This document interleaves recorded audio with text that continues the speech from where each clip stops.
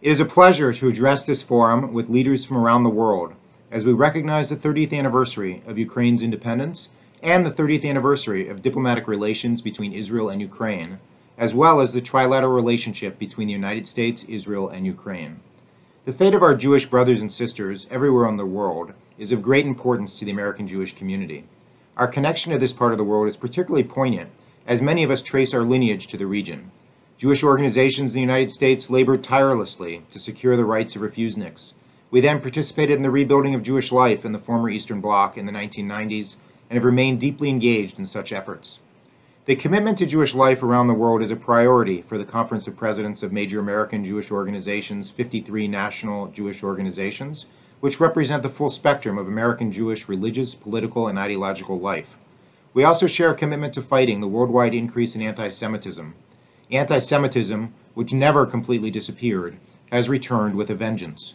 We are now experiencing here in the United States what many of our European brothers and sisters have experienced for the last 20 years. This new anti-Semitism is a composite, if you will, a hodgepodge, combining age-old racial and religious enmity towards Jews with two new elements. The first of these complains that the Holocaust memory itself is excessive, obscuring atrocities committed against other groups, serving the interests of an imagined Jewish lobby. Denial and lack of awareness of the Holocaust persists, and we must face the unending work of ensuring that the memory of those who perished is remembered. The second element of this new anti-Semitism, appearing under the guise of anti-Zionism, proceeds to heap upon the State of Israel accusations that were once leveled against Jews. While it is impolitic to call someone a dirty Jew, the haters simply call us dirty Zionists, unfortunately, with impunity in far too many circles. Anti-Semitic acts and incidents are occurring with alarming frequency, not just in America, but around the world. Anti-Semitic incidents spiked here in the United States during the violent conflict between Hamas terrorists and Israel over the summer. And far too often, public support for Israel has resulted in the deliberate exclusion of Jewish student and activist groups from involvement in traditionally progressive organizing spaces.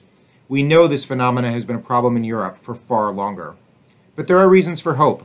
The Conference of Presidents last week joined a coalition of over 60 civil society and non-governmental organizations committed to the fight against anti-Semitism in the Shine a Light campaign. The Shine a Light initiative, launched this Hanukkah, takes a comprehensive approach to combating anti-Semitism by advocating for necessary policy changes at the governmental level, as well as rooting out cultural forces that contribute to hatred against Jews in education and in civil life. One critical tool at our disposal is the International Holocaust Remembrance Alliance working definition of anti-Semitism. The IRA definition of anti-Semitism provides a framework to identify instances of anti-Semitic behavior, including when criticism of Israel's policy or the actions of the Israeli government veer into anti-Semitism.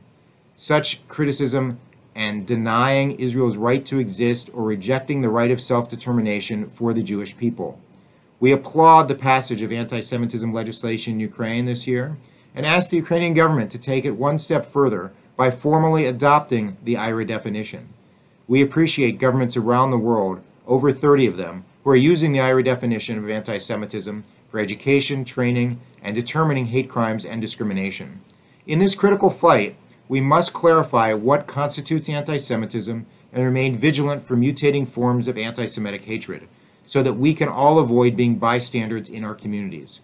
We can, in concert with each other, make meaningful progress against anti-Semitism and other forms of bias and discrimination. The danger will not recede unless we act against it, and in doing so, we act not only for ourselves, but for everyone in our entire society.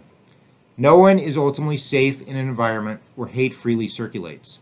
This year, let us take action against anti-Semitism and the challenges that face Jewish communities across the world. American Jewish organizations will continue to defend the State of Israel against delegitimization and reinforce relations between the diaspora and the Jewish state, and this includes the trilateral relations between Israel, Ukraine, and the United States. We are pleased that Ukraine joined the United States and Israel in not attending the UN Durban conference earlier this year. Ukraine's support for Israel at the United Nations has not gone unnoticed, and we thank President Zelensky and the Ukrainian government for continuing to strengthen the Ukrainian-Israeli relationship. It was an honor to be in Kiev a few months ago at Babi Yar with members of the Ukrainian Jewish community, American Jewish leaders, world leaders, and leaders of Israel. We're pleased that President Zelensky provided a formal endorsement on behalf of the Ukrainian government and look forward, finally, to the completion of the Babi Yar Memorial.